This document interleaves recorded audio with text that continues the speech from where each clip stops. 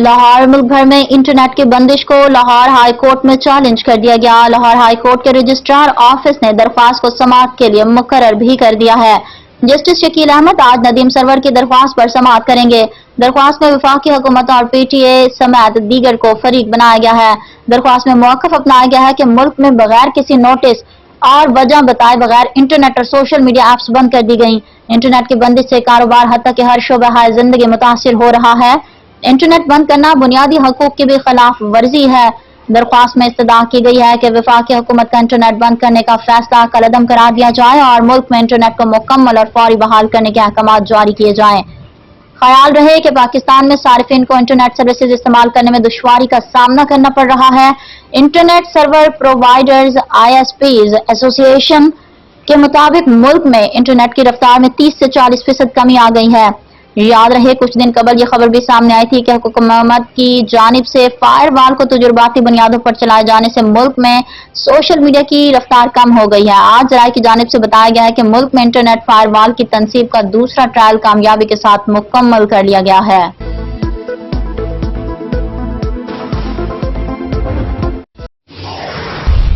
गजा में 7 अक्टूबर 2023 से जारी इसराइली जारहियत के नतीजे में शहीद होने वाले फलस्तीनियों की तादाद 40,000 से तजावुज कर गई।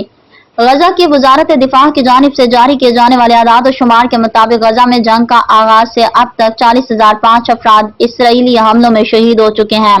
आदाद और शुमार के मुताबिक अब तक 92,401 अफराद इसराइली हमलों की जद में आकर जख्मी भी हो चुके हैं।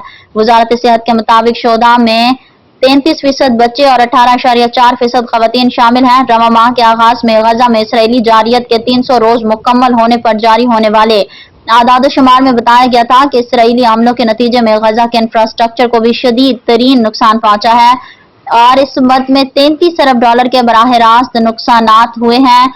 सरकारी आदाद शुमार के मुताबिक इसराइली हमलों में 198 सरकारी इमारतें, 117 तालीमी इदारे, 610 मसाजिद, 3 गिरजाघर, 1,50,000 रिहायशी यूनिट, 206 आसार कदीमा, 34 खेलों के मराकज, 3,000 किलोमीटर से ज्यादा बिजली की तरसील का निजाम और 700 पानी के कुएं तबाह हुए हैं। इसके अलावा इसराइली हमलों में गजा के 34 अस्पतालों और 68 मराकज सेहत को भी निशाना बनाया गया है, जिसके नतीजे में वो गैर फाल हो गए।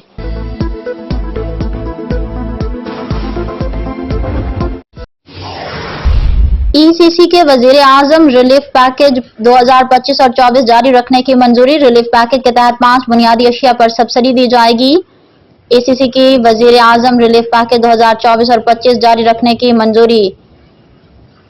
PPP ECC मीटिंग ताज़ा तरीन खबरों और तबसरों के लिए हमारा WhatsApp चैनल ज्वाइन करें। इक्तिसादी राब्ता कमेटी ECC ने वजीर आजम रिलीफ पैकेज 2024 और 25 जारी रखने की मंजूरी दे दी। जुमेरात को वजीर खजाना मोहम्मद औरंगजेब की ज़ेर सदारत इक्तिसादी राब्ता कमेटी का इजलास हुआ, जिसमें वफाकी वजीर सरमायाकारी बोर्ड मवासिलात और निजकारी अब्दुल अलीम खान, वफाकी वजीर सनत और पैदावार राना तनवीर हुसैन, वजीर तिजारत, डिप्टी चेयरमैन प्लानिंग कमीशन और मुतलका वफाकी सेक्रेटरीज ने शिरकत की।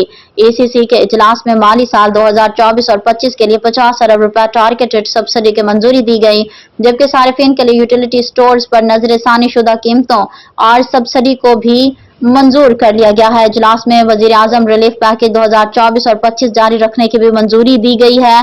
जराये के मुताबिक मुस्तहिक खानदान को माहाना 2,734 रुपए के बजाय 3,650 रुपए सब्सिडी मिलेगी।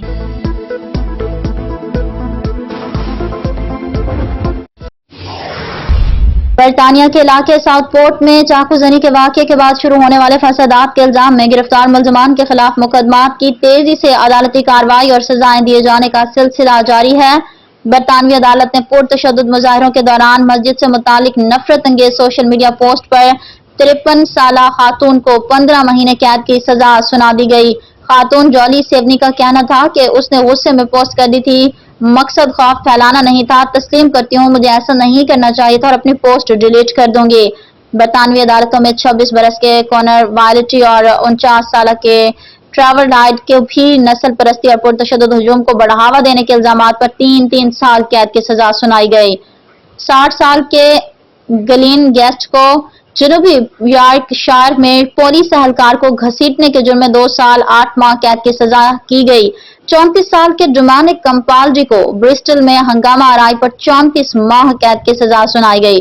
تمام افراد کو 3 اگست کو برطانیہ میں ہونے والے پرتشدد مظاہروں میں سزا کا سامنا ہے۔